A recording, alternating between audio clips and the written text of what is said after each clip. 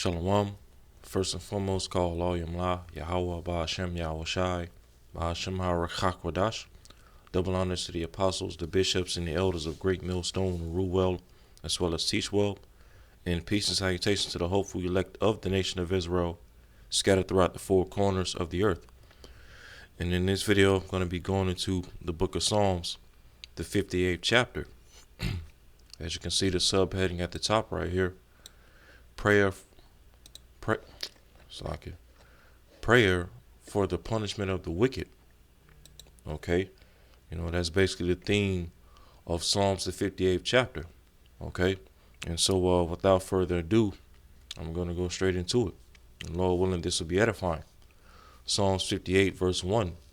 To the chief musician Altashith, Miktam of David, it says, Do ye indeed speak righteousness, O congregation? Do ye judge uprightly, O ye sons of men? All right, and the sons of men, we know that's a term, mostly associated with the heathen nations. Okay, the heathen nations, starting with Esau, Edom.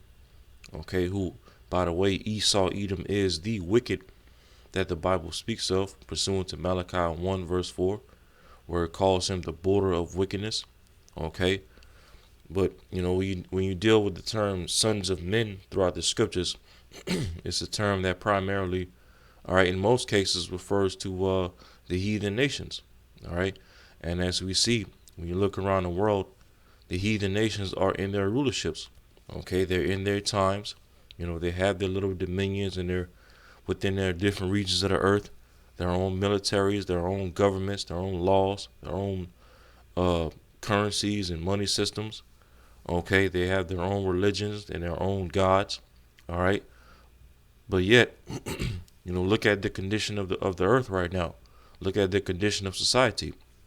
When you look around this world at the society, does this current society speak of a world that's being judged rightly? And the answer is no. Okay, because the heathen nations, starting with Esau, Edom, they have not judged the world, okay, according to the laws and the commandments of Yahweh Ba'ashem Shai via the Holy Scriptures. Okay, and that's why the earth is in the current lowest state that it's in right now. All right, so it says, verse 2, Psalms 58, verse 2, it says, Yea, in heart ye work wickedness, ye weigh the violence of your hand in the earth. Okay, yeah, the heart. All right, yea, in heart ye work wickedness. The heart meaning what? The mind. Okay, lab, as it says in the Hebrew. That's the Hebrew word for heart or mind. Lab. So in their hearts, all right, Esau, Edom, and the heathen nations, but especially primarily Esau, Edom, who is the wicked according to the Bible. In his heart, in his mind, he works wickedness. And as scriptures tell you in Psalm 64, the Psalm 64 chapter, the heart is deep. Okay, these Edomites, especially starting with their elites, all right, and the rest of the Amalekites, the small hats, and their different secret societies and their left-hand priesthoods. Okay, their heart is deep in wickedness.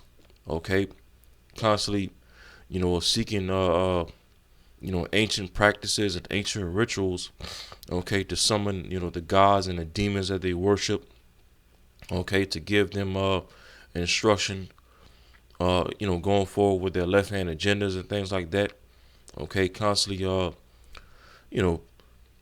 tapping into all types of left hand practices and customs, all right, to further wickedness throughout the earth. Okay, hell, just a matter of fact, just last December, you had the Pope over there at the Vatican, okay, basically open up particular portal over there in the Vatican. All right, that was just this past December. Okay, and from that point up until now, look at what we've been seeing throughout the earth, especially here in America, ever since that took place. Those the Vatican opening up those portals out there. Okay, we seeing all kinds of T attacks, wildfires. All right, more judgments. Okay, more confusion, more division, just just more wickedness in general. Okay, and like it says, Psalms 58 verse 2 again. Yea, in heart ye work wickedness, ye weigh the violence of your hands in the earth. Okay, and why does Esau Edom the wicked? Okay, why is he so violent all throughout the earth? Okay, well, when you deal with the blessing that was given to Esau in the book of Genesis, as soon as it comes up, okay,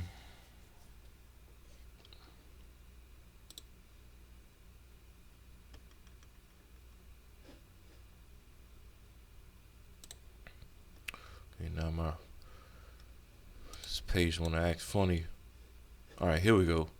When you deal with the blessing that was given to Esau in the book of Genesis, the 27th chapter, let's start at verse 38. It says, "And Esau said unto his father," which was Isaac, the father of Jacob and Esau. "And Esau said unto his father, Hast thou but one blessing, my father? Bless me, even me also, O my father. And Esau lifted up his voice and wept." Verse 39. "And Isaac his father answered and said unto him, Behold, thy dwelling shall be the fatness of the earth, and of the dew of heaven from above." Okay, so Esau was giving a blessing, all right, to rule over the fatness of the earth.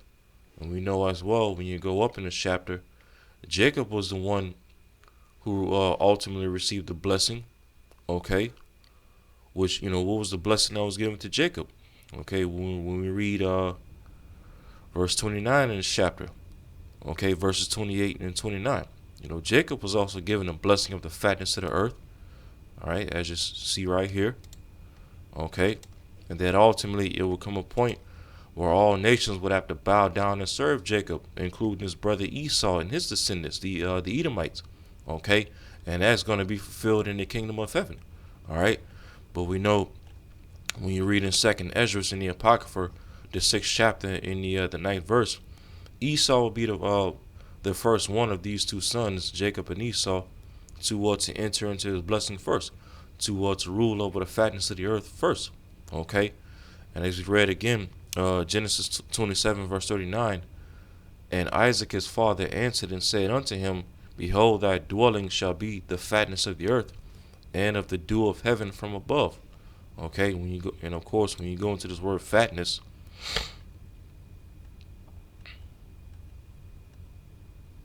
all right, the fatness of the earth.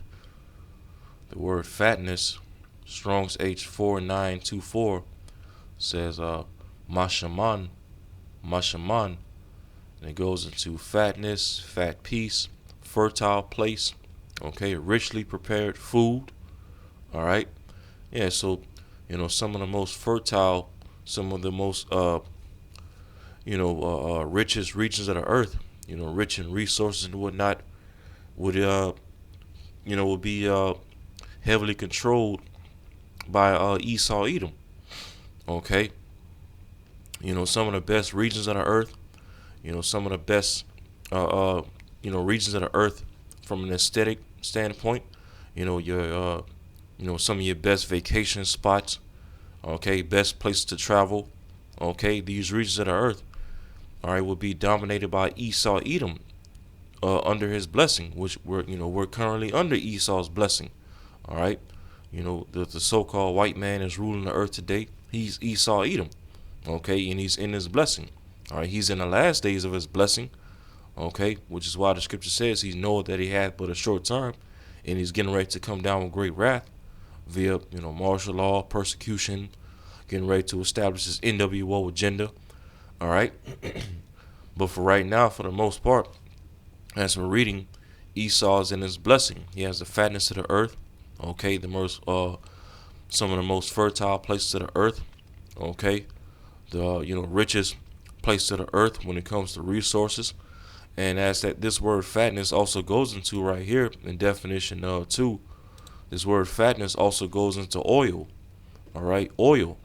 And when you look at how the so-called white man Esau Edom has been ruling the earth, especially over the past 100 years, Okay, Esau Edom has been constantly in and out of the Middle East and throughout regions of South America and Africa. Okay, because one of the things the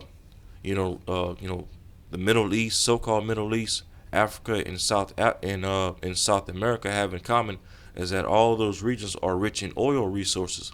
You see, oil and gas industries are booming in those regions. You see, and who controls all these things? Esau Edom. Esau Edom is at the forefront of the oil and gas industry. Okay, constantly invading all these oil-rich countries. Okay, sending his military to these oil-rich countries throughout the Middle East, Africa, South America, and whatnot, to try to what control that oil.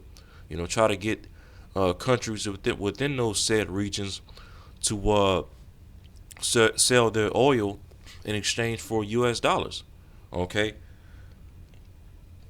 so and it's all a part of Esau's blessing, the fatness of the earth.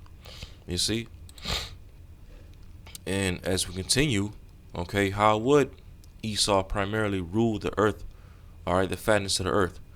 Verse 40, Genesis 27, verse 40. And by thy sword shalt thou live, and shalt serve thy brother.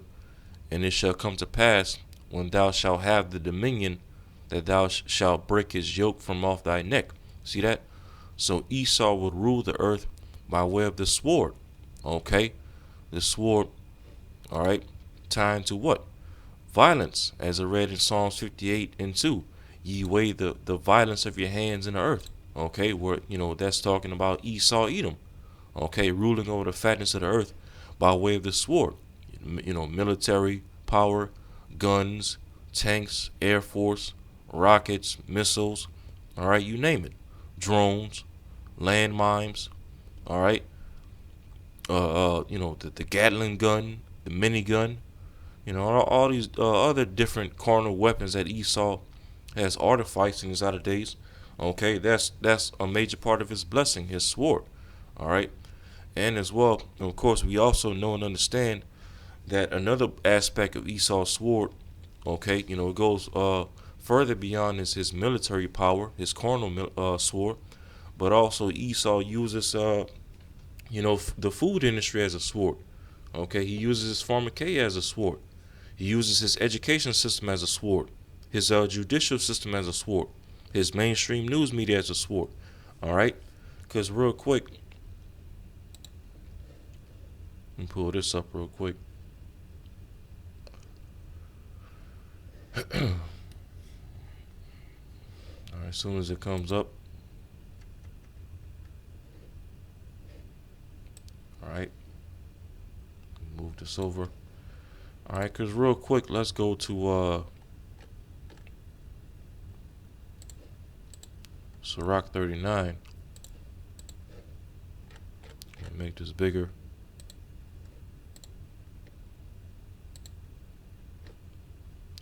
All right, this is Sirach 39, and let's see.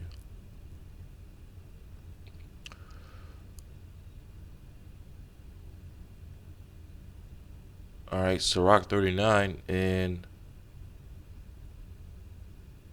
verse 26. It started at 26. It says, the principal things for the whole use of man's life are water, fire, iron, and salt, flour of wheat, honey, milk, and the blood of the grape. Which, what do you use the blood of grapes for? To make wine. All right, it says, and oil, okay, and oil, and clothing. And to this very day, mankind uses all these said things to, live on earth. Okay. It says, verse 27, all these things are for good to the godly, so to the sinners they are turned into evil. See that? So when all these things that is said here in verse 26 that are for the use of man's life, when these things fall into the right hands, or being used by the right hand, the right hands by the right people, right? Okay, which is the nation of Israel. These things are used for good, for the betterment of mankind, and for the betterment of the earth. You see, But when all these things fall into the wrong hands, right, that the hands of the wicked, Esau, Edom, as I said, so to the sinners they are turned into evil. Okay, these things, all these things, when they fall into the wrong hands, i.e., Esau, Edom, they're all turned into evil. They're all turned into a sword, right? Nowadays, of course, we know the foods that we eat is all defiled, the defiled bread of the Gentiles. Okay, even alcohol is defiled and tainted. The clothing is defiled. You got all types of clothes made out of mixed fabrics. Okay, milk is defiled. Uh, uh, you know, wheat, of course, wheat is defiled. Oil is defiled. Water is most certainly defiled. Okay, you got all types of chemicals and pollution in the waters that we drink. And even if you so-called get, some good water, so to speak, some good spring water, or pH water, 9.9 pH water or whatever, is packaged in what? Plastic bottles, which that's toxic. Okay, you know, and that's just goes to show you that just goes to further prove the point of what, that when these things fall into the wrong hands, i.e., Esau, Edom, they're turned into evil. They're turned into a sword. More instruments of death. The things that we consume on a daily basis, they work against us. Okay, they ultimately destroy us more than they improve our bodies or heal our bodies. Okay, and that's just one more reason among many reasons why we the hopeful elect, we sigh and cry to Yahweh Shema Shah to take this devil down. You see, he's literally turned everything that we consume in our bodies into a sword, into an instrument of death. You see, and it's literally a miracle that we all wake up each day. A miracle done by Yahweh Shema Shah, of course, that we're able to wake up each day and function so-called properly. Okay, despite all these toxins that we put in our bodies, and via the foods, the water, and all these things. You see, so that's just another aspect of Esau's sword. You know, because Esau's sword goes beyond his military power, his guns, his tanks, and all these things. He's turned the daily things that we need, okay, the principal things for a man's life, into a sword, instruments of death. All right. So let's close that out. All right. So let's go back to Psalms 58, verse 2. It says, "Yea, in heart ye work wickedness, ye weigh the violence of your hands in the earth." All right. All these wars, rape, robbery, and murder, genocide, okay, and of course the slavery of our people. All right. Removing landmarks, as the scriptures tells you about. Conquering lands and naming them after himself. All right. And saying that the original inhabitants of the land that he conquers were a bunch of savages, inferior, low IQs, and all this stuff.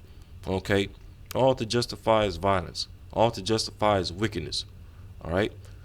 So continuing on, verse 3, Psalms 58, verse 3, it says, "The wicked are estranged from the womb; they go astray as soon as they be born, speaking lies." Yeah.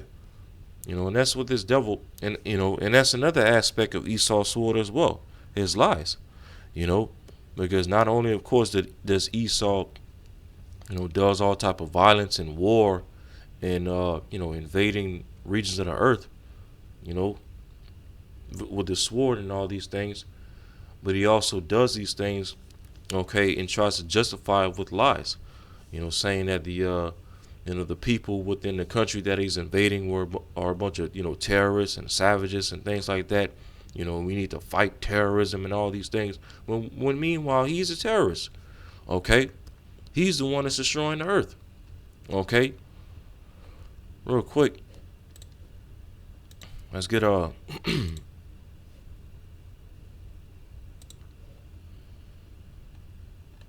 This is Psalms chapter 144, verse 11. This is a psalm by King David. All right, he says, "Rid me and deliver me from the hand of strange children." Okay, estranged from the womb, as it said in Psalm 58, right? "Whose mouth speaketh vanity, and their right hand is a right hand of falsehood." See that? So everything that Esau pushes in the earth as righteousness, as morals and principles and peace and safety and all these things is really falsehood. Okay, it's really deception. Okay, hey, because let's not forget.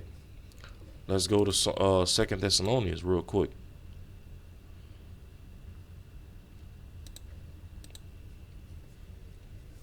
All right, because even here in Second Thessalonians, the second chapter, which we always go into, even the Apostle Paul, okay, spoke about how everything that this man would do in the earth or establish in the earth would be all based on lies.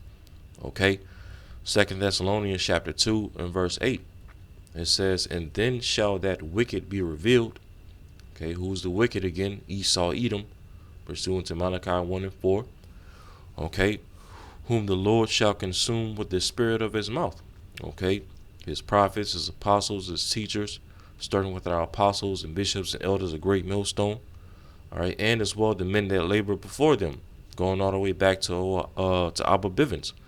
Okay, from the time of Abba Bivens up until now, all right, the men of the Lord have been standing on their feet, revealing who the wicked is in the earth, all right, and consuming him in his lies and his strongholds, okay, just simply with the spirit of the Lord's mouth, which is what? This word, this testimony, okay, this gospel, you see, casting down the strongholds. And it says, and shall destroy with the brightness of his coming. See that? So us preaching his word and casting down Esau, all right, spiritually, is all going to lead to Yahweh Shai and the holy angels coming back to physically take this man down, okay, with the brightness of his coming.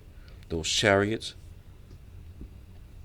all right, but it all starts with what? This word going out, okay, the wicked being revealed via this testimony going out, okay, and as we know, before a judgment takes place, a testimony has to go out, you see, and that's what we, the hopeful elect, are doing throughout the four corners of the earth via this word, testifying, okay, who the wicked is, testifying against his wickedness, and calling for the Lord to bring judgment upon him, you see, and this is verse 9, 2 Thessalonians 2 verse 9.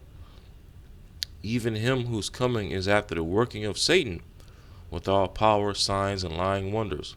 Okay, so Esau, Edom, the wicked. Okay, his work and his agenda in the earth and his outer days would all be after the working of Satan, the doings of Satan. Okay, which Satan means what? Adversary or opposition. So any and everything that Esau would do in his outer days would be in opposition. Against Yahweh Bashim Shai. Okay, with what? With all power and signs and lying wonders. All right, and let's go into a couple words in this verse. All right, let's go into this word working, as we always bring out. Strong's G 1753, energia, which means what? Working, efficiency. In the New Testament, used only of superhuman power, whether of God or of the devil. Okay. Then it goes into the Strong's definition, energy. Okay, operation. So this man would operate strictly off of the energy of Satan throughout the earth. Okay, with all power, signs, and lying wonders. And as we also always bring out, this word lying. Strong's G 5579, pseudos, which means what? A lie. Okay, a lie. And what did it say in Psalm 58 and 3? The wicked are estranged from the womb. They go astray as soon as they be born, speaking lies. Okay, doing the working of Satan, pseudoscience. All right, pseudo technology. It says, and as well pseudo education. All right, pseudo everything. You see? Pseudo money, all of this. Everything this man has set up in the earth is all based off of a lie. You see? It says a lie, conscious and intentional falsehood. See that? Conscious and intentional falsehood. So this devil, everything that he's doing, he knows exactly what he's doing. And he's doing it on purpose. Okay? because he's ultimately on a he's on an agenda. Here it is, this devil. Okay, he's puffed up in his mind, and his pride has deceived him so much to where he thinks he's doing his own thing. Okay, the things that he's doing in the earth is on his own free will, and that Yahweh Shema Shai cannot stop him. But little does he know that he's really just doing the work of Yahweh Shema Shai on the left hand side. Okay, through the influence of the spiritual demon Satan. You see, so despite Esau going around the earth, lying and deceiving, he's deceived himself. The Lord has a spirit on him to go around the earth, lying and deceiving and spreading falsehood. Okay, and meanwhile, Esau Edom, he's under delusion himself and doesn't even realize it. You see, it says in a broad sense, whatever is not what it seems to be, and then it says of perverse, impious, deceitful precepts. Okay, deceitful precepts. You see, and that's another aspect of Esau's sword. Using religion as a sword. Okay, the Catholic Church, the Christian Church. Okay, because when you think back to the time of our ancestors during slavery, right?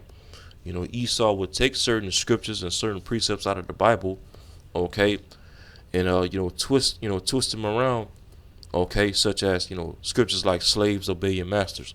He would take scriptures like that and twist the understanding, okay, to basically keep our people in a docile state of mind, okay, to have our people thinking that that the Heavenly Father was somehow supported all of the wickedness and the slavery that he did upon our people, okay, but it was really all deceitful.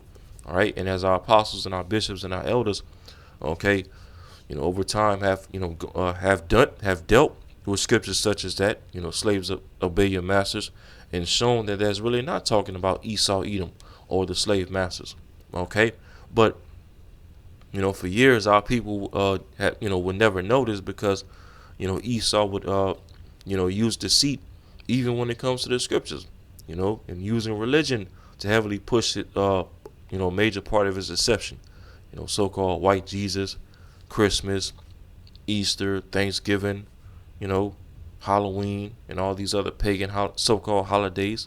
All right. Matter of fact, and as it says right here in the Strong's definition, a falsehood.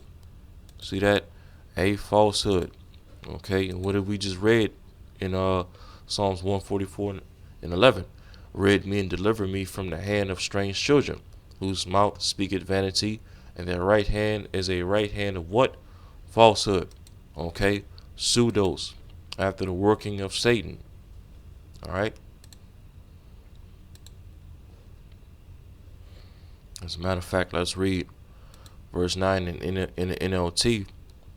2 Thessalonians 2, verse 9 in the NLT. It says, this man, alright, this nation of men, the Edomites, okay, because it's not talking about one single man, all right, or the so-called anti-Christ, as these Christians would have you believe. No, this man, all right, the man of sin that you read of in this chapter, okay, in verse 3 in this chapter, the man of sin, all right, the son of perdition, right? This is talking about Esau Edom, okay? It's not talking about one single man, or what these Christians will have you believe, the so-called anti-Christ. No, it's talking about the Edomites, starting with their elites. Okay, 2 Thessalonians 2 verse 9 in the NLT. This man will come to do the work of Satan with counterfeit power and signs and miracles. See that? Counterfeit power, false power. Okay, all to what? To shew himself that he's the most high on the earth. That he has God-like power on the earth. Okay, but it's really all falsehood, counterfeit miracles, left-hand power that the Lord is soon getting ready to take away from him. All right. So that's it on that. All right, so Psalms 58 verse 3 again. The wicked are estranged from the womb. They go astray as soon as they be born, speaking lies. Verse 4. Their poison is like the poison of a serpent. They are like the deaf adder that stoppeth her ear. Okay, their poison is like the poison of a serpent. You see, and and that takes us back to Genesis 3rd chapter. You see that spirit that was in the serpent in the garden, okay, which by the way, as I'm going to show, all right, in Genesis 3, the serpent in the garden was not an actual snake that spoke to Eve. Okay, the serpent in the garden was an actual man or nation of people. All right, and that same spirit that was in the serpent in the garden, as I'm getting ready to read, is in Esau Edom today. Okay, let's read it again. Psalm 58 verse 4. Their poison is like the poison of a serpent. They are like the deaf adder that stoppeth her ear. Okay, and let's take this real quick to Genesis 3rd chapter. Genesis chapter 3 and verse 1. It says, "Now the serpent was more subtile than any beast of the field, which the Lord power hath made. And he said unto the woman, Yea, hath Yahweh said, Ye shall not eat of every tree of the garden?" Okay, and as our apostles and our elders always bring out, when you deal with this word serpent, all right, in the scriptures, in the Old Testament, the word serpent is Strong's H5175, Nachash, and right here it says serpent, snake, okay, and then when you go to the root word, all right, the root word, Strong's H5172, Nachash, it goes into what? To practice divination, divine, observe signs, all right, learn by experience, diligently observe, practice fortune telling, okay, then it goes into practice divination, all right, then down in the Strong's definition it goes into to what? Whisper a magic spell, okay, whisper a magic spell, all right, to prognosticate. Was what does prognostication go into? Stargazing, looking at signs in the heavens, okay, to get answers on what to do on the earth, primarily, for left hand wicked purposes, all right. And then it goes into enchanter, all right, yeah, basically a witch. Okay, so that's what that serpent was back in the garden. Okay, a man or a nation of people that dealt with basically witchcraft, okay, enchantments, all right, left hand magic, spells, prognostication, and all these things, okay. And when you look at Esau Edom today and how his secret societies operate, how his government structure operates, and all these things, they deal with these same practices: divination, witchcraft, spells, seances, okay, prognostication, and that's why, as it says in all right, Isaiah 47, we got to bring it out, which what is Isaiah 40, the 47th chapter goes into the virgin daughter of Babylon, okay, the virgin daughter of Babylon, which is what? America, Babylon the Great, you see. And, in this chapter, Isaiah 47 and verse 12, it says, "Stand now with thine enchantments and with the multitude of thy sorceries, wherein thou hast labored from thy youth." Okay, founding fathers, using Freemasonry and left hand practices to build the nation's capital, Washington D.C., and all these things. Okay, and that's what America is all rooted in. Witchcraft, Freemasonry, left hand practices, enchantments. Okay, the same things that the serpent in the garden was dealing with. All right, prognostication. Okay, it says, "If so be thou shalt be able to profit, if so be thou mayest prevail." Okay, and these devils, they're not gonna prevail with their left hand practices and witchcraft and enchantments and all these things. Verse 13 says, "Thou art wearied in the multitude of thy counsels. Let now the astrologers, the stargazers, the monthly prognosticators stand up and save thee from these things that shall come upon thee." Okay, so Babylon the Great, America, okay, the virgin daughter of Babylon, as this chapter goes into, Okay, it's heavy into enchantments, sorceries, okay, astrology, prognostication, okay, the multitude of their counsels, which is what, them, dealing with, left hand spirits and demons and the spiritual demon Satan and all these things, okay, because that all goes back to what, all right, the serpent in the garden, okay, which as we read earlier, okay, this word serpent goes to nachash, okay, in the Hebrew, all right, which means what, practice divination, fortune telling, okay, prognostication, magic spells, all these things. All right. And Esau Edom, okay, comes in that same spirit, which Esau Edom rules over this virgin daughter of Babylon, America. Okay, all into all types of prognostication and enchantments all over again. You know, just as he was in the garden. All right. So Genesis 3 verse 1 again. Now the serpent was more subtile than any beast of the field which the Lord power hath made. Okay. And that's how these devils get down. Subtlety. Which, let's go into the word subtile. All right. The word subtile.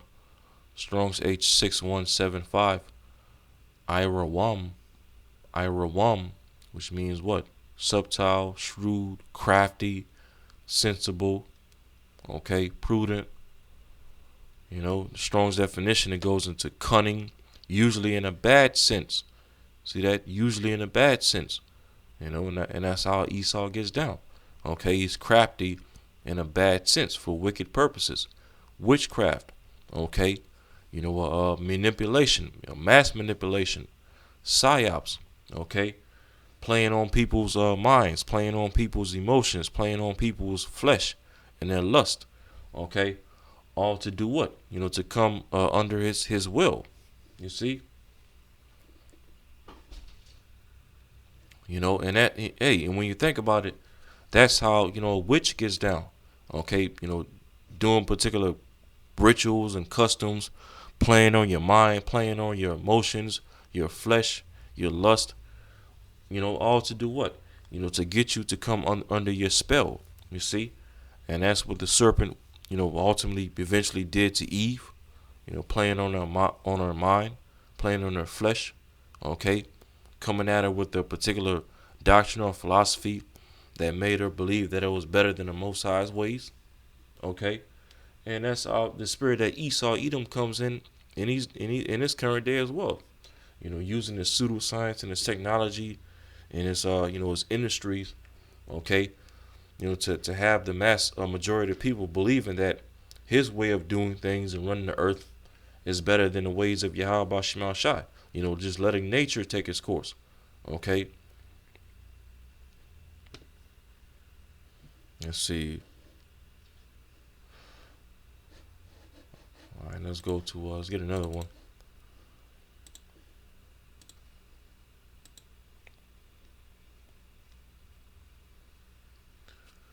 All right, Revelation 12 in verse 9. It says, "And the great dragon was cast out, that old serpent called the devil and Satan, which deceiveth the whole world." Okay, and who's deceiving the whole world? Esau Edom, the so-called white man. All right, Esau is this old serpent called the devil and Satan that this verse is talking about. It says he was cast into the earth, and his angels were cast out with him. All right. And this is not talking about the spiritual demon Satan, okay, getting into his left hand angels getting into a brawl with Yahweh Shemal Shai and the righteous angels, okay, and the Most High beating Satan up and kicking him out of heaven down to the earth, like they teach in the Christian church. No, that's not what this is talking about right here. Okay, this old serpent called the devil and Satan is speaking about Esau Edom. Okay, Esau Edom is that old serpent back again in his outer days. Okay, and he's grown from a serpent, so to speak, to a dragon, so to speak, which when you read in this chapter, Revelation the 12th chapter, okay, speaks about the red dragon, okay, which is not talking about Satan, the spiritual demon Satan, No, this red dragon, when you're reading this chapter, okay, it's talking about the ancient Western Roman Empire. Okay, and here America today, America along with NATO and the EU, is the revival of this red dragon, the revival of the ancient Western Roman Empire, ruled by the same people. Okay, the Edomites. All right,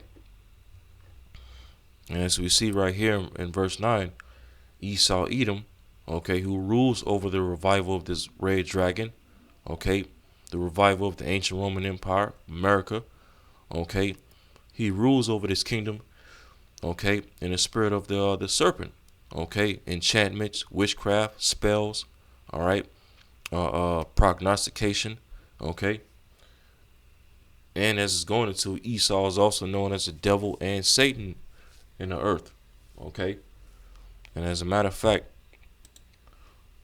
because the word devil means deceiver, okay, and his word Satan in this verse, all right, Strong's H4567, Satanas, Satanas, all right, and it goes into adversary, okay, but then when you go down here to definition 2, it says a Satan-like man. See that? A Satan-like man. See that? So when you come across the word Satan in the Bible, especially in the New Testament, it's not always talking about the spiritual demon Satan himself. Okay, it can also, or depending on what scripture you read, can also be referring to a Satan-like man, as we're reading right here. Okay, the one who will come after the working of Satan, which is Esau Edom. All right, that old serpent. Okay, coming with his subtlety, his deception, his witchcraft, his magic, all over again. Okay, this time in an upgraded fashion through what? Pseudoscience, technology, okay, AI, all right, and all these different gadgets and gadgets that he has in these outer days. All right.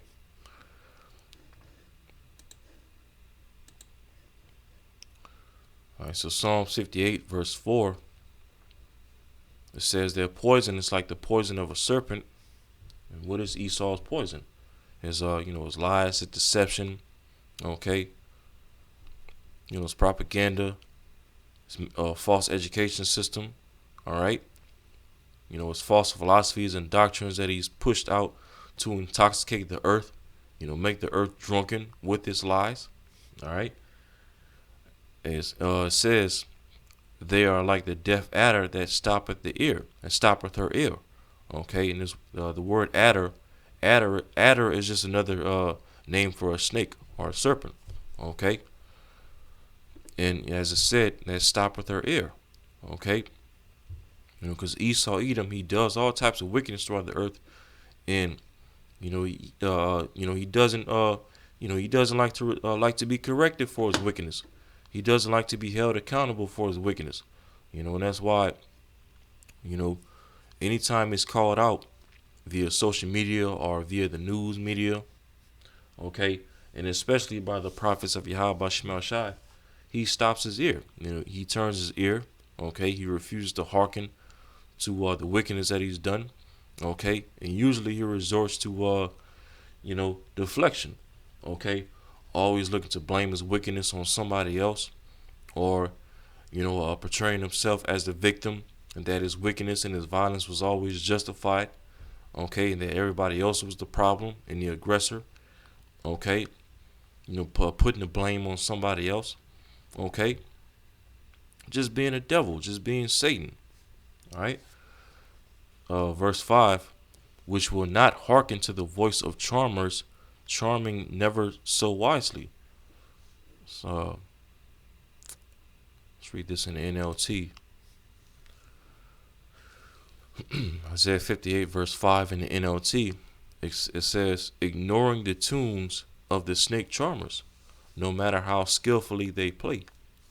Okay, ignoring the tunes of the snake charmers. Hey, when you think about the custom of snake charmers, right?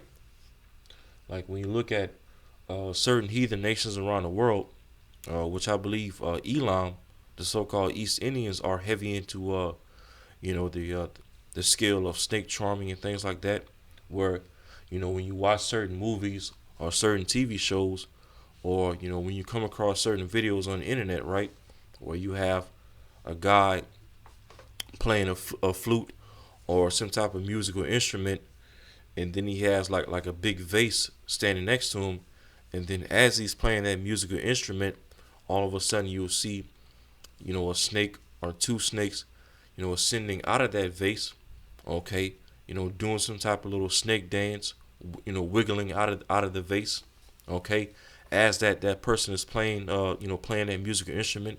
All right, that's the custom of snake charming, okay, because basically that charmer, what is he's doing as he's playing that musical instrument? He's basically using that musical instrument or that musical tune to have influence over those snakes, to basically control the minds of those snakes that's ascending out of that vase, right?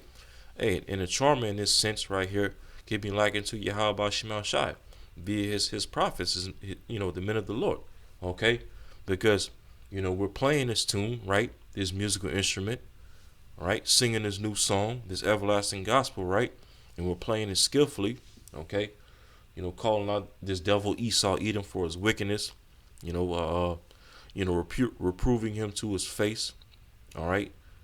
Standing up against his beast system and his image and his charagma that he's getting ready to set up in the earth, okay? But no matter how much, we're playing this tune, right? Singing this new song and calling him out for his wickedness, he constantly ignores it, all right? He's stopping the ear, as it said in verse 4 right here, okay? So because Esau Edom is, constantly ignoring the rebuke of the Lord, all right, and just continuing to be the devil that he is all going to lead to what? Verse 6, Isaiah 58, verse 6. Break their teeth, O Yahweh, in their mouth. Break out the great teeth of the young lions, O Lord. So because this devil is just constantly going about with his wickedness and the working of Satan, okay, and ignoring the rebuke of Yahweh Shemal Shai via his men, his prophets and apostles, it's all going to get to a point to where the Lord's just going to be like, you know what, Yahweh Shai, Michael, and the rest of you holy angels, hey, just go down there and take his ass down, okay? Break his teeth, all right? Which now, breaking their teeth, that takes me to Daniel the 7th chapter. All right, let's get Daniel 7.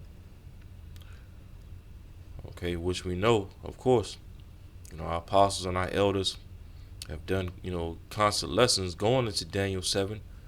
What is Daniel the 7th chapter all about? All right, the vision of the four beasts. Okay, the four different empires that will rule the earth. All right, after the death of King Solomon. Okay, where you have the first beast. Okay, like into a lion, which represents what? The Assyrian Babylonian Empire. All right, then you have the second beast, like into a bear, which represents what? The Persian Mede Empire. Then you have the third beast, okay, which like into a leopard, okay, which is what? The ancient Greek Empire, which who ruled the Greeks? Esau Edom. All right, that was the very beginning of Esau's rulership throughout history. It started with the Greeks, okay, and then here in verse 7, Daniel 7 verse 7, it says, after this I saw in the night visions, and behold a fourth beast, dreadful and terrible, strong exceedingly. Okay, and what is this fourth beast that is speaking of right here? The ancient Western Roman Empire. Okay, because of course when you study secular history, after the Greek Empire ruled, what was the next empire that ruled immediately after that? Okay, the ancient Roman Empire, the ancient Western Roman Empire, who was also, by the way, ruled by Edomites. And there's all kind of history you can look up to prove that it was the Edomites who ruled the ancient Western Roman Empire. All right. It says Daniel 7:7 again. After this I saw in the night visions, and behold a fourth beast, dreadful and terrible, and strong exceedingly, and it had great iron teeth. See that? So this fourth beast, the ancient Western Roman Empire, it was strong exceedingly and had great iron teeth. which represents what? Its military power. You know, the main thing that ancient Rome was known for in history was its strong military at that time. Okay, a strong, vast military. Okay, uh, constantly fighting in different wars in the different known regions of the Eastern world at that time. Conquering nations, conquering regions. Okay, and making the nations that they conquered, okay, pay taxes to them, which is another thing that ancient Rome was famous for, heavy taxation. All right, but they were able to accomplish all these things through what? Their their military power, as I said, strong exceedingly, and had great iron teeth. Which, let's look up this word teeth.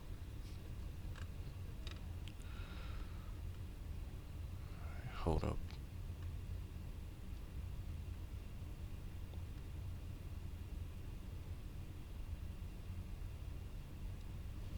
All right. So like yeah. All right. This word teeth. See what it says. Strong's H8128. Shan. It says tooth. Let's see. Let's see what the root word says. Okay, the root word.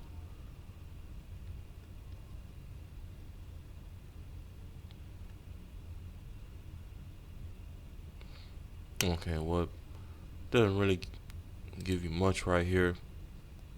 Okay, but we know that when it speaks about the fourth beast, having great iron teeth, that's talking about, the military power of ancient Rome. Okay, because when you think about the teeth in your mouth, right? What is the teeth in your mouth for? To chew up and devour whatever food you consume, before you swallow it down.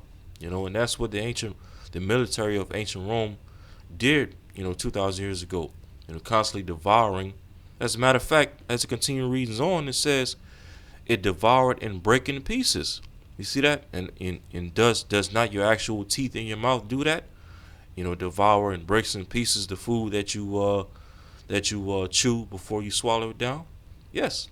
Okay, and that's like into what ancient Rome's military was doing 2,000 years ago, devouring and breaking in pieces the different regions that they conquered.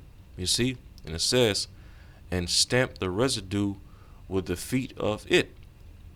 Okay, stamp the residue with the feet of it, which is also, speaking of how ancient Rome's military, was going around conquering different nations.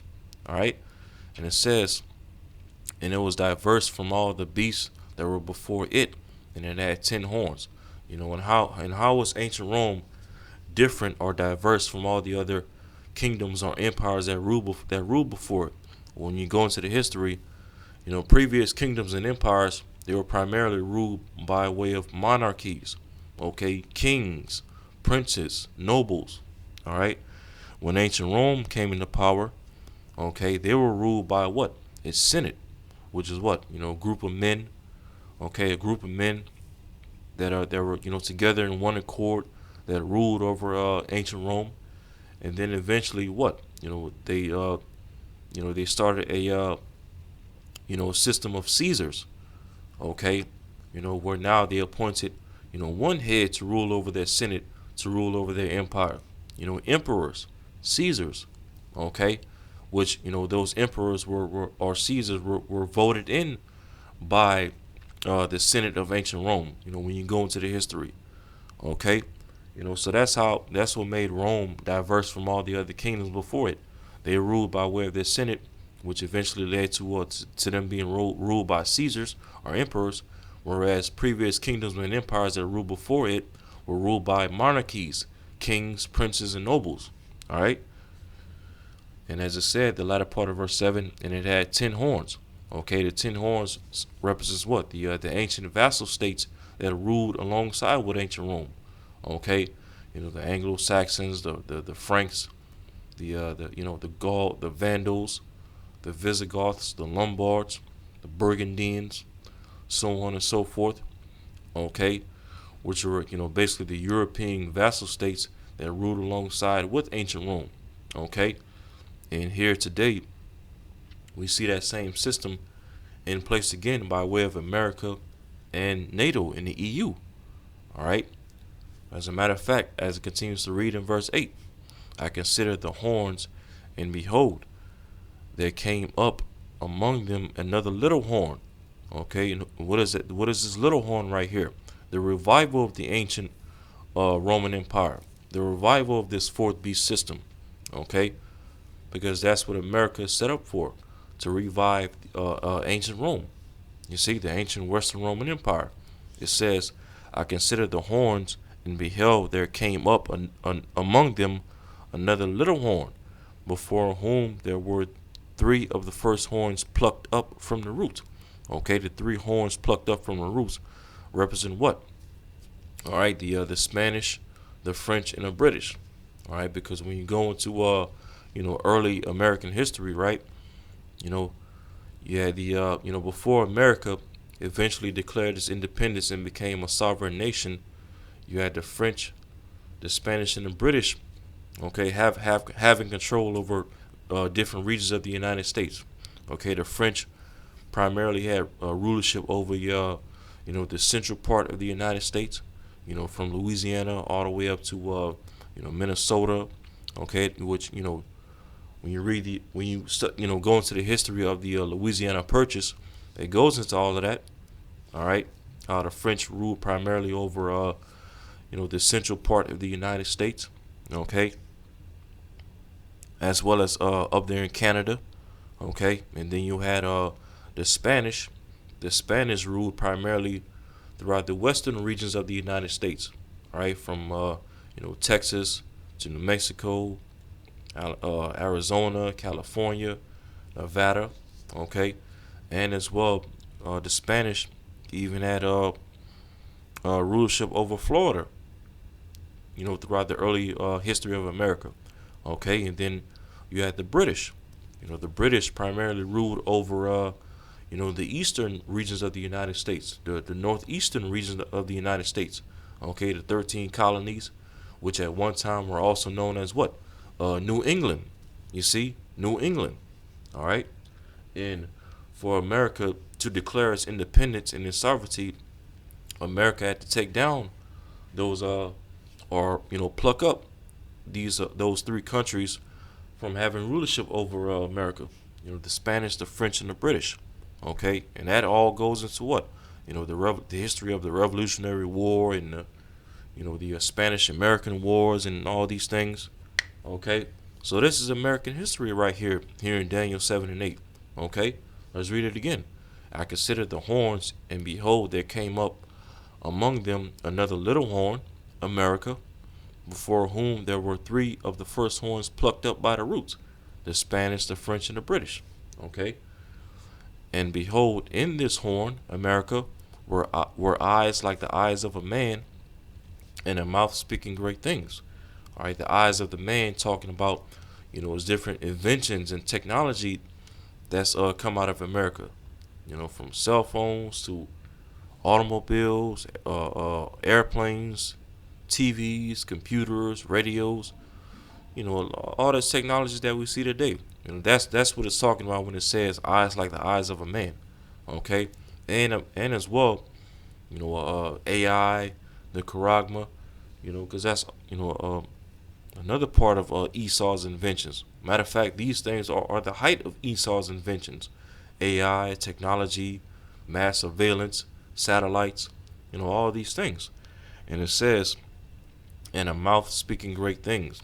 Yeah, because Esau, through his pseudoscience and his technology and as well his military power, okay, his heart would be puffed up in pride. Okay, so much to where his pride would deceive him, to where he would think that no man would take him down. Okay, and with Esau's pride, he's done nothing but what? Speak and do great things against Yahweh Shema Shai, all after the working of Satan. You see, counterfeit power, falsehood, pseudoscience, pseudo technology, pseudo miracles, the power to make fire come down from heavens, the atomic bomb, all right, do weapons, okay, Just all this great power that Esau received on the left hand side has made him proud to where, he speaks and does great things against Yahweh Shema Shai. All right. And so that's why, as it said in Psalms 58 and verse 6, Esau's pride and his wickedness has got to the point to where we, the hopeful elect, cry out to the Lord saying what? Break their teeth, O Yahweh, in their mouth. Break out the great teeth of the young lions. Yeah, we're sighing and crying to Yahweh Shema Shai to break their teeth, to break their power, to break Esau's strength, and ultimately break his pride. You see? Hey, because as a matter of fact, let's go to 2nd Ezra, the 11th chapter. Let's make this bigger.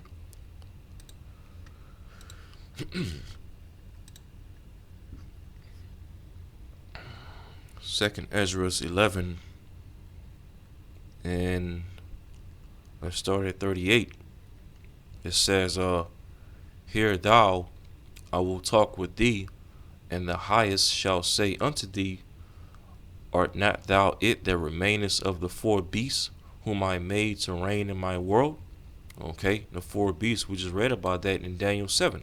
Okay, so here we see the prophet Ezra, or Ezra, is also being given understanding of the fourth beast that we just read of in Daniel 7. Okay, which, that's what 2nd Ezra, the entire 11th chapter, is all about. Okay, Ezra is giving revelation of the fourth beast. Okay, which is likened to to an eagle when you're reading this chapter. Okay, which I'm not gonna go all into it, but I'm gonna just hit the main points I wanted to go to in this chapter. 2nd Ezra 11 verse 39. Art not thou it that remainest of the four beasts, whom I made to reign in my world, that the end of their times might come through them? Yeah, because after the fourth beast is taken down, or rather the revival of the fourth beast is taken down.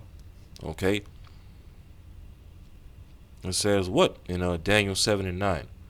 And I beheld till the thrones were cast down. The thrones being what? All four of these empires eventually taken down, with the fourth beast, all right, the revival of the fourth beast being eventually taken down. Okay, very soon. Lord willing, this year in 2025. You see? It says, I beheld till the thrones were cast down, and the Ancient of Days did sit. Okay, who's the Ancient of Days? The Most High Yahweh himself. Okay, did sit. Sit referring to what? Sit in judgment. You see? Because after the revival of this fourth beast system, this little horn in verse 8 would be taken down. All right? That's the Most High bringing judgment. Okay? It says, whose garment was white as snow, and the hair of his head like the pure wool, woolly hair, afro hair, like a so-called Negro, right? Just as it describes Yahweh Shai in Revelation, the 1st chapter, right?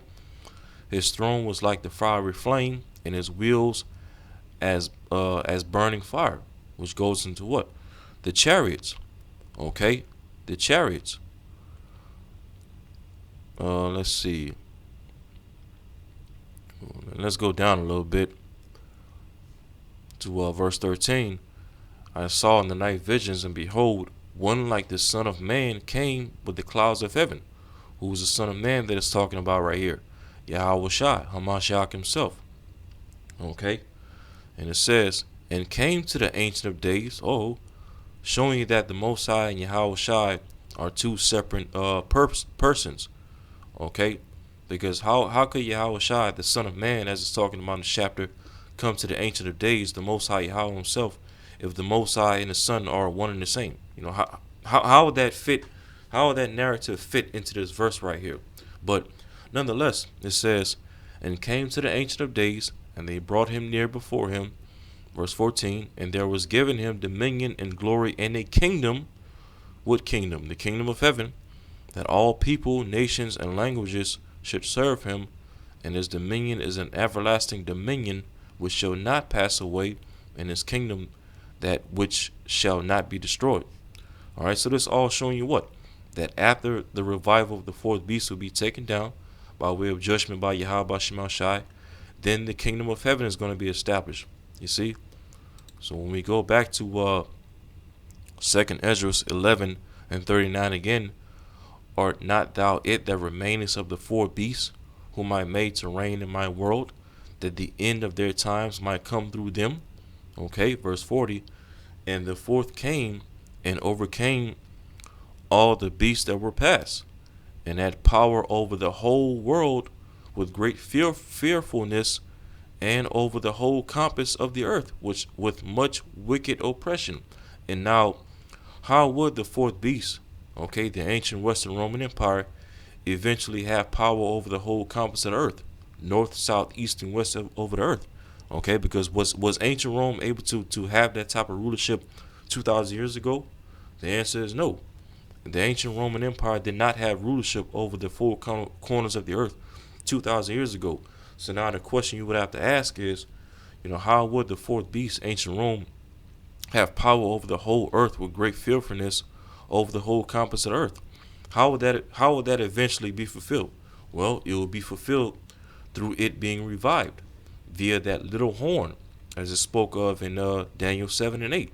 Okay, through America. All right, the little horn that would revive ancient Rome. You see, America has rulership over the four corners of the earth. Okay, with great fearfulness. Okay, these countries afraid that America would use their air force to drop bombs on it. Okay, nuclear weapons. Okay, over the whole compass of the earth, as I just read. It says, over the whole compass of the earth, with much wicked oppression. See that? Much wicked oppression. All right, America going around invading his different nations, trying to steal their resources, or at the least gain control over their natural resources, such as gasoline, oil, all these things, to what? Push the dollar upon these nations. Okay, push that so-called U.S. dollar on these nations. All right, along with pushing democracy, feminism, the alphabet agenda on these different nations. Okay, that's wicked oppression. It says, and so long time dwelt he upon the earth with what? Deceit. See that? Lies, falsehood, the working of Satan. See? And it says, verse 41, for the earth hast thou not judged with truth. Yep. So America, who's ran by Esau Edom, okay, along with the NATO and EU, the revival of the fourth beast system, ancient Rome, has not judged his earth with truth. They have not judged the earth uprightly, as we read in Psalms 58 and 1. Okay? They have power over the earth with great fearfulness, okay, with much wicked oppression. You see that? The sword, pseudoscience, pseudo-education, democracy, the so-called dollar, feminism, all right? All these things, okay? So Psalms 58 and verse 6 again, break their teeth, O Yahweh, in their mouth. Break out the great teeth of the young lions, O Yahweh. Verse 7, let them melt away as waters which run continually. When he bendeth his bow to shoot his arrows, let them be cut in pieces. All right. And what is the bows and arrows that the Lord is going to shoot upon Esau, Edom, America, along with the NATO countries and the EU countries? Okay. But primarily America, of course, Babylon the Great.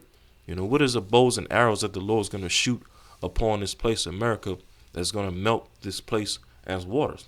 Turn this place to a lake of fire. Well,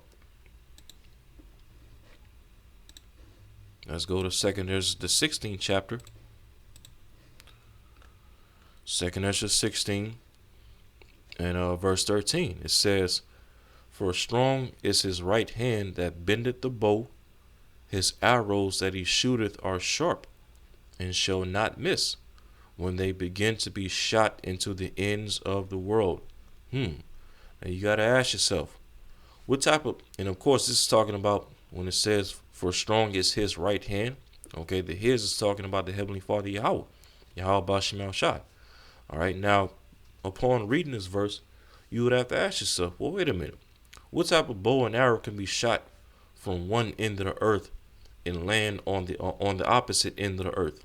Okay, if you stand outside your house right now and you try to shoot a bow and arrow as hard as you can you shoot that bow and arrow hard enough, all right, and strong enough to where it'll land literally on the opposite end of the world from where you're standing at? The answer is no. All right, that's impossible. So you would have to ask yourself, well, exactly what type of arrow, all right, can the Most High Yahweh Bashim Shai shoot from one end of the earth and make it land on the opposite end of the earth? That's clearly talking about none other than nuclear missiles. Okay, the missiles are the arrows that the Lord is going to shoot. Okay, from the different ends of the earth upon America, Babylon the Great, and the Lord is going to shoot those missiles, those arrows, by putting a spirit on these heathen nations that have nuclear weapons and nuclear capability: Russia, China, North Korea, Pakistan, India, Iran. All right, just to name a few. And not to mention, pursuant to Revelation 17, the Lord is even going to use America's allies to turn on America and shoot missiles upon this place, these different NATO and EU countries. Okay, so those are the arrows that the Lord is going to shoot from one end of the earth to the other. Okay, upon Babylon the Great. You see, and let's also get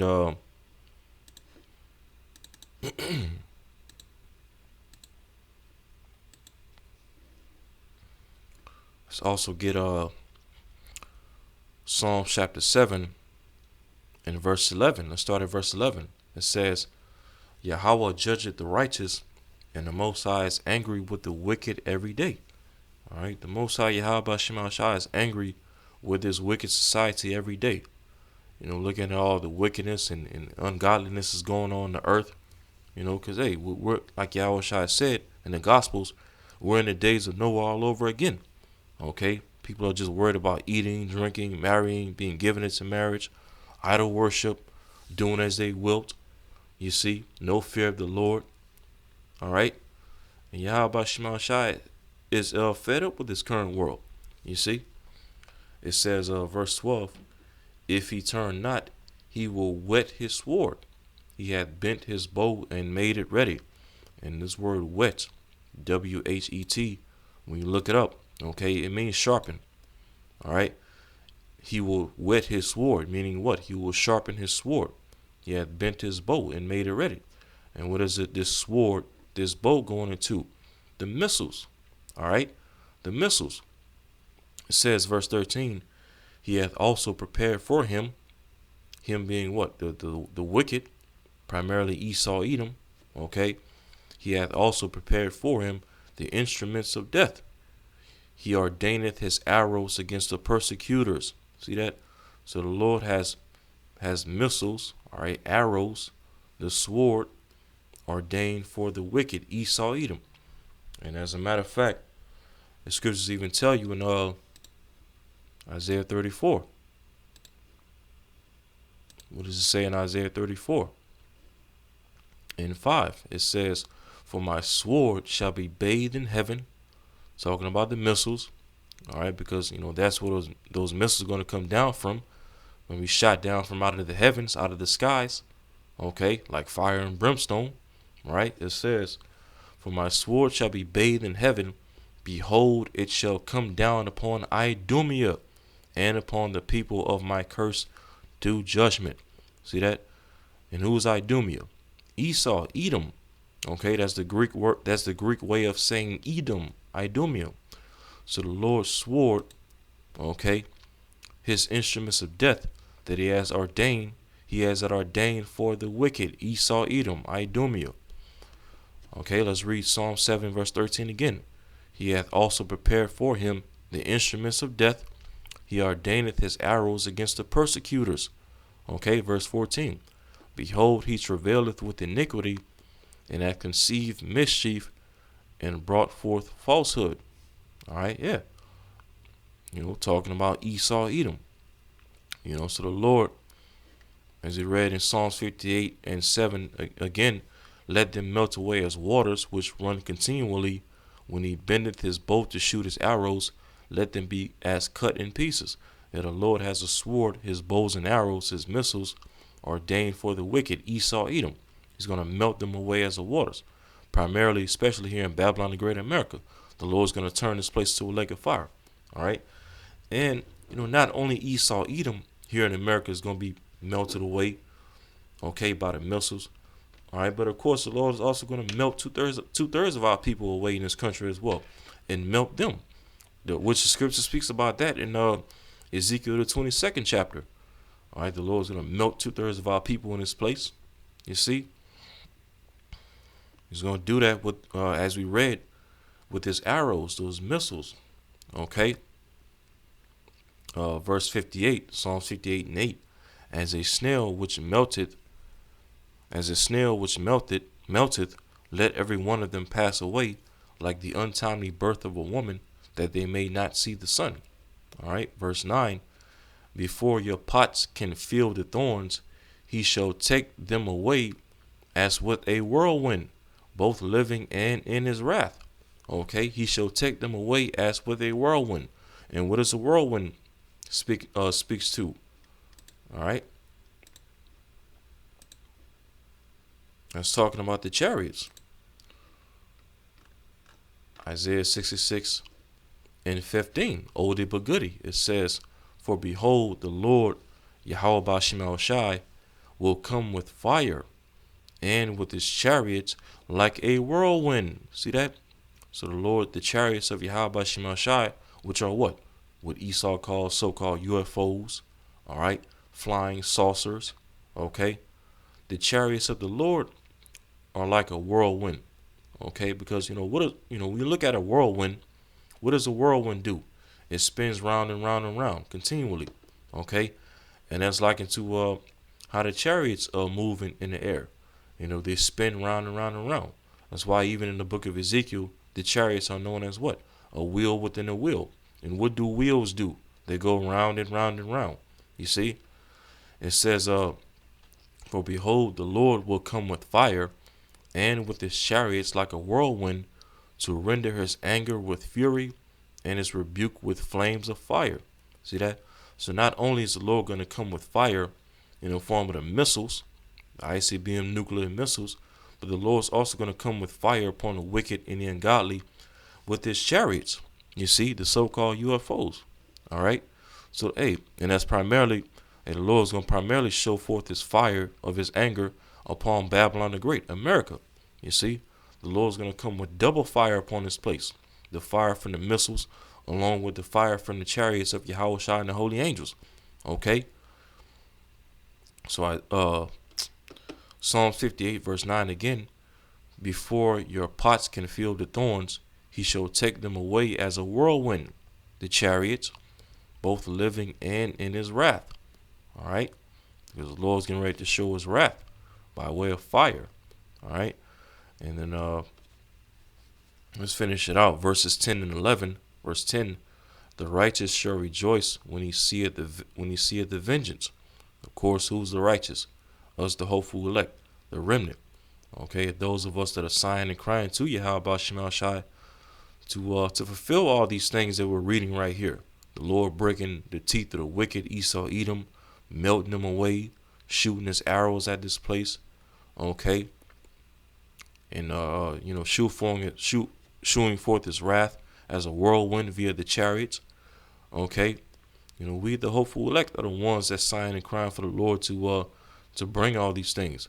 And Lord willing, this year in 2025, as our beloved Apostle Hart coined this year, 2025, the hopeful year of the destruction of Esau, Edom, and as well the hopeful year of our deliverance, roughly paraphrasing them. You see, we're the righteous that sign and crying to the Lord, to bring forth all these things for the purpose of what? Establishing righteousness on the earth, a righteous kingdom. Yahweh Shai and the throne of David being established on the earth. Okay. Psalms 58 and 10 again. "The righteous shall rejoice when he seeth the vengeance. He shall wash his feet in the blood of the wicked." And now when it says wash his feet in the blood of the wicked, that's not talking about us literally. We're literally going to be washing our feet, all right, in the blood of Esau, Edom, and his heathen in the 2/3. Okay, no, it's just a figure of speech, showing you that we're going to be rejoicing at the downfall of Esau, Edom, and his heathen, okay, as vengeance from the Lord. All right. let's get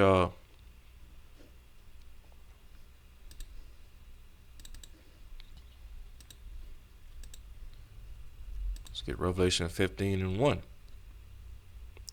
Matter of fact, let's just start at 2. Go straight to the point. Revelation 15 verse 2. And I saw as it were a sea of glass mingled with fire. Okay, what is that sea of glass mingled with fire talking about? Basically, the elect looking down through the bottom of the chariot. Okay, looking down through the windows at the bottom of the chariot. Okay, looking at America being burnt down by fire, by nuclear fire. Being turned into a lake of fire. You see, that's what it means when it says, and I saw as it were a sea of glass mingled with fire. Okay, when it says, in them that had gotten a victory over the beast and over his image and over his charagma, and who's the ones that's going to get this victory? Us, the hopeful elect, the remnant. Lord will not be of that number. And it says, and over the number of his name, stand on the sea of glass, having the harps of Yahweh. See that? Standing on a sea of glass. Okay, looking down through the bottom of the chariots. You see, through the window of the chariots, at the bottom of the chariots, seeing America being turned into a lake of fire. You see? And it says, verse 3, and they sung they sung the song of Moses, the servant of Yahweh. Okay? And when you deal with the song of Moses, going back to Exodus the 15th chapter, it speaks to what? The Lord had triumphed gloriously. The horse and his rider had he thrown into the sea. Because when we were delivered out of ancient Egypt, okay, we sung a song, praising the Lord for taking down Pharaoh and his horsemen, okay, in the midst of the Red Sea. You see? And so when it says right here in Revelation 15:3 that we're going to sing the song of Moses in the chariot, basically talking about what? We're going to be singing a song about victory and deliverance when the Lord delivers us out of America, which is likened to the modern day Egypt. You see, the modern day Sodom in Egypt, as it speaks of in Revelation 11:8. You see, we're going to be singing the song of Moses all over again when the Lord delivers us out of this modern day Egypt. Okay, and cast Esau and his horsemen, his military, into a lake of fire. You see, by way of nuclear destruction, as well as the fire from the chariots of Yahushua and the angels. It says, Revelation 15:3 again, and they sing the song of Moses, the servant of Yahweh, and the song of the Lamb. Okay, who's the Lamb talking about? Yahushua. Okay, because not only are we going to be singing about the Heavenly Father Yahweh delivering us out of this captivity, but we're going to be dedicating it to Yahushua. All right, because just as the Lord used Yahushua, that angel, to deliver us out of the first Egypt, the Most High Yahweh is going to use Yahushua, the same angel, okay, his right hand angel, to deliver us again out of this modern day Egypt. You see, so within this new song of Moses, we're going to be praising not only the Heavenly Father Yahweh, but also Yahushua as well. Okay, it says, saying, great and marvelous are thy works, Lord power almighty, just and true are thy ways, thou King of saints. All right, and let's also get Revelation the 19th chapter. Let's start from the top. It says Revelation 19:1. And after these things I saw a great voice of much people in heaven. All right, who's the much people? That's talking about the elect. Okay, what we're reading right here in Revelation 19:1 on down is the same vision that John the apostle saw in Revelation the 15th chapter. The elect, all right, rejoicing over victory over, okay, Babylon the Great. All right, the beast in his image and his charagma. Okay, because like it said, Revelation 19:1 again. And after these things, all right, after what things?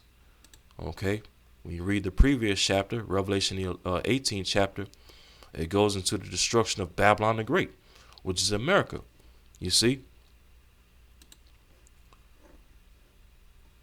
And so as it says again in Revelation 19:1, and after these things, after the destruction of Babylon the Great, America, I heard a great voice of much people in heaven, the elect, saying, saying, Alleluia, salvation and glory and honor and power unto the Lord our power. Okay, us singing that new song of Moses in the chariot. Lord will not be of that number. It says, verse 2, for true and righteous are his judgments, for he hath judged the great whore, Babylon the Great, which did corrupt the earth with their fornication, its philosophies, doctrines, policies, democracy, its dollar, its feminism, its alphabet agenda. Okay, that's how America has corrupted the earth. With all this Satanism and witchcraft that is spread throughout the earth. It says, and hath avenged the blood of his servants at her hand. See that? And hath avenged the blood of his servants, all right, the elect, at her hand. Okay, and so when we go back to Psalms 58 and 10 again, the righteous shall rejoice when he seeth the vengeance. Okay, when we're going to see the Lord avenge our blood, okay, at the hand of Babylon and Great America. Lord will not be of that number of the elect. It says, he shall wash his feet in the blood of the wicked. Okay, us rejoicing at the destruction of Babylon the Great. All right, and the Lord taking down Esau, Edom, and these heathen nations. All right, and then this is verse 11. So that a man shall say, verily there is a reward for the righteous. Verily he is a God, a power that judges in the earth. You see that? And when the Lord takes down America, Babylon the Great, okay, this world is going to have no choice but to admit and confess, that there is a higher power, okay, that there is a higher power that judges righteously in the earth, okay, that's fed up with all the wickedness in the earth, and that rewards his righteous, his faithful elect on the earth, that sigh and cry for all these judgments. You see, and it also alludes to how when the scripture speaks about every knee shall bow and every tongue shall confess that Yahweh Shai is Lord. Okay? Because, the Heavenly Father Yahweh, he's going to perform all these things through his right hand, Yahweh Shai. Okay? And, with these judgments that the Lord is getting ready to bring upon Babylon the Great America, along with the, other regions of the earth, so that's all going to be for the purpose of what? Magnifying the names of Yahweh Ba'Shem Shai throughout the earth once again. Just like the Lord magnified his name upon the destruction of Pharaoh and the Egyptians. You see? So, hey, when it's all said and done, the names of Yahweh Ba'Shem Shai are going to be exalted in the earth, okay, through judgment, okay? We, the hopeful elect, we're going to receive our, the reward, as long as we remain faithful, remain in the spirit, okay, remain locked in, making our bodies a living sacrifice, renewing our minds, being built up on our most holy faith, and as well doing the works to show forth our faith. Okay, Lord willing, we're the ones that's going to be rejoicing in that day when the Lord brings judgment. All right, and receive our reward. You see, so yeah, so that pretty much concludes Psalms the 58th chapter. All right, as and before I close out, I want to say, Call Halal Yamla, Yahweh Ba'Shem Al Shai, Ba'Shem Harakak Wadash. Double honors to the apostles, the bishops, and the elders of Great Millstone who rule well, as well as teach well. And peace and salutations to the hopeful elect of the nation of Israel, scattered throughout the four corners of the earth. All right, and Lord willing, this lesson was edifying. And until next time, Shalom.